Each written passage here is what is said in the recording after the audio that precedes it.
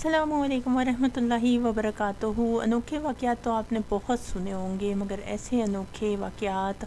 اور تفصیلات آپ نے کہیں نہیں سنی ہوں گی جیسے کہ قادیانیت میں پائی جاتی ہے۔ اور حوالہ یہ ہے کہ یہاں پہ یہ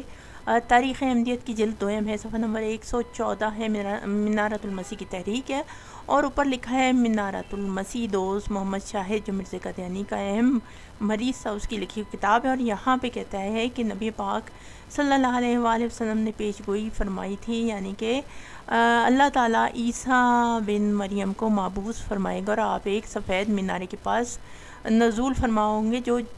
دمشق کے شرقی جانب جو ہے وہ واقع ہوگا۔ اب آگے جو ہے صفحہ نمبر 116 پہ اسی کے اب کہہ رہا ہے کہ جو مینارہ تھا، پہلے یہ حوالہ میں آپ کو سنا دیتی ہوں کہ مرزا قادیانی نے اس کے مینارے کے لیے چندے کی تحریک کی اور اشتہارات دیے، اور اس میں کہتا ہے اشتہارات کر کے اپنے مریدوں کو مخاطب کر کے کہہ رہا ہے کہ خدا تعالیٰ کا ارادہ ہے کہ قادیان میں مینارہ بنے، کیونکہ مسیح موعود کے نزول کی یہی جگہ ہے۔ سو اب یہ تیسری مرتبہ خدا تعالیٰ نے آپ کو موقع دیا کہ اس ثواب کو حاصل کرے۔ جو شخص اس ثواب کو حاصل کرے گا وہ اللہ تعالیٰ کے نزدیک ہمارے انصار میں سے ہوگا۔ مسیح موعود کا حقیقی نزول یعنی ہدایت اور برکات کی روشنی کا دنیا میں پھیلنا، یہ اسی پر موقوف ہے کہ یہ پیش گوئی پوری ہو، یعنی مینارہ تیار ہو۔ سو ابتدا سے یہ مقدر ہے حقیقت مسیحا کا نزول جو نور اور یقین کے رنگ کے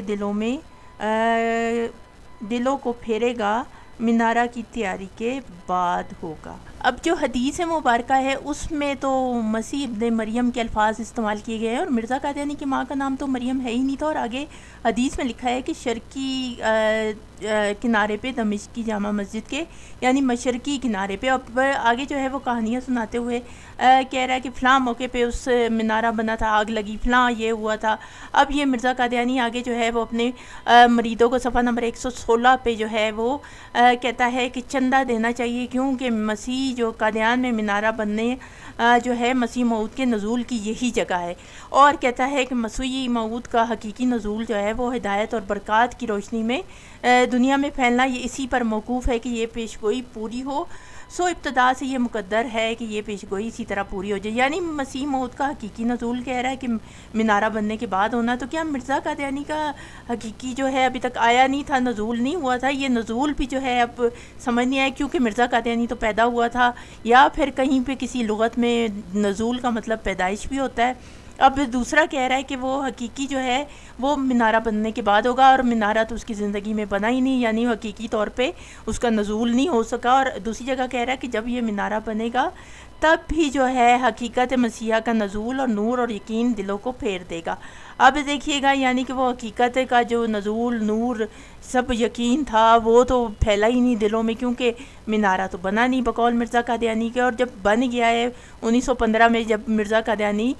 جو ہے وہ اس کو گزرے اگلے جہان پہنچے، کئی سال ہو چکے تھے، تب یہ مینارہ بنا ہے، اور بننے کے بعد کون سا نور جو ہے روشنی پھیلی وہ بھی آج تک نظر نہیں آیا۔ یعنی کہ یہ انوکھی بات ہے کہ ایک جو ہے وہ مسیح وہ پہلے آ گیا ہے، اور مینارہ جو ہے ابھی وہ آخر مرنے سے پہلے لوگوں کی منتیں کر رہا ہے کہ مجھے چندہ دو، میں نے نزول کرنا ہے، مینارہ بنانا ہے، اترنا ہے، مجھے چندہ دے دو۔